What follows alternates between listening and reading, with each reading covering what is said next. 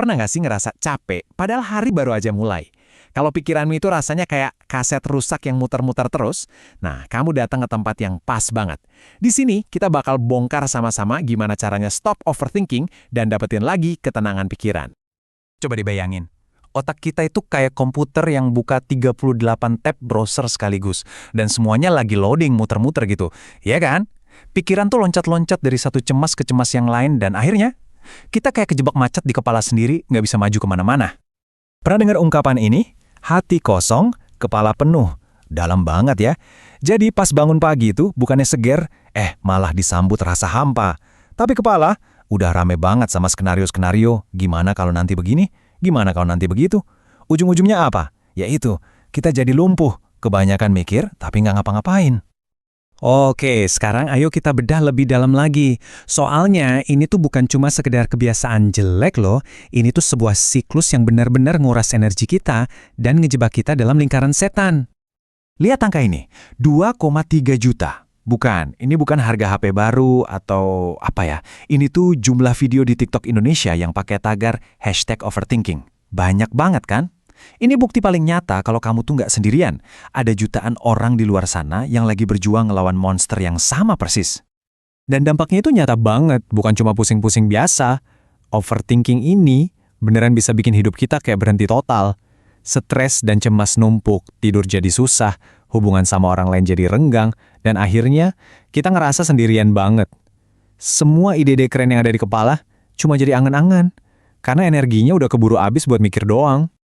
Mungkin sekarang kamu mikir, udah pernah coba ini, itu, tapi kok nggak ada yang berhasil ya? Nah, jangan nyerah dulu. Sekarang kita bahas, kenapa sih solusi-solusi yang kelihatannya umum itu sering banget gagal? Kayak gini nih, disuruh meditasi, bukannya tenang malah makin stres mikirin tekniknya bener apa enggak. Terus coba nulis jurnal, tapi males banget nulisnya, atau malah takut nanti ada yang baca. Belum lagi buka sosmed buat hiburan, malah jadi pemicu cemas. Kalau kamu pernah ngerasain ini, itu bukan salah kamu kok. Artinya, nasihat-nasihat ini emang nggak selalu cocok buat semua orang.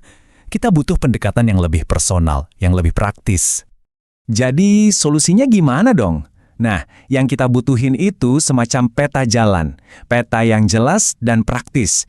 Ini dia, ada 5 langkah kunci buat kita keluar dari labirin overthinking. Oke, ini dia peta anti ribetnya.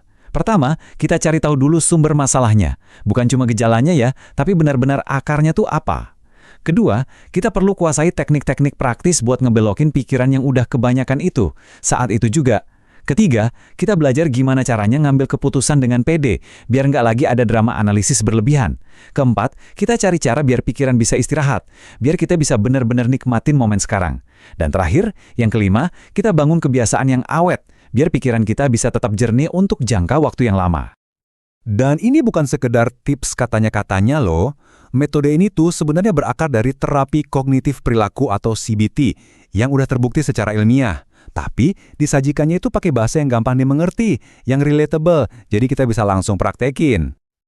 Nah, ini yang bikin beda. Pendekatan ini juga nggak lupa sama kearifan lokal kita. Ada konsep kayak eling atau ngerimo. Jadi ini bukan solusi yang diimpor mentah-mentah dari luar, tapi solusi yang nyambung banget sama budaya kita. Rasanya jadi lebih alami dan pas saja gitu. Sekarang, coba deh kita bayangin bareng-bareng.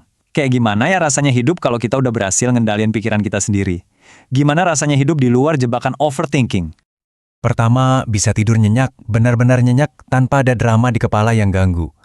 Terus bangun pagi itu rasanya seger, energinya penuh, dan siap buat ngejalanin hari. Terus, bayangin juga bisa ngambil keputusan dengan cepat dan yakin. Gak ada lagi tuh drama, bener nggak ya? Atau mikir bolak-balik sampai capek sendiri. Energi kamu juga nggak bakal lagi habis cuma buat nganalisis hal-hal yang nggak perlu. Kamu bakal jadi jauh lebih fokus, lebih produktif, dan artinya kamu punya lebih banyak waktu buat ngelakuin hal-hal yang emang kamu suka. Dan yang paling penting dari semuanya, kamu bisa benar-benar ada di sini dan saat ini. Bisa nikmatin secangkir kopi, bisa ketawa lepas sama teman-teman, tanpa ada mode overthinking yang nyala terus di belakang kepala. Coba pikirin deh, setiap menit yang kita habiskan buat overthinking, itu adalah menit yang gak akan pernah bisa balik lagi. Waktu yang hilang selamanya. Jadi pertanyaannya sekarang buat kamu, gimana caramu mau merebut kembali waktumu? Pilihannya, ada di tanganmu. Dapatkan e-book Stop Overthinking, 5 langkah keluar dari jerat pikiran berlebihan sekarang juga, dan mulai perjalananmu menuju pikiran yang lebih jernih dan hidup yang lebih bermakna. Klik link di deskripsi sekarang juga.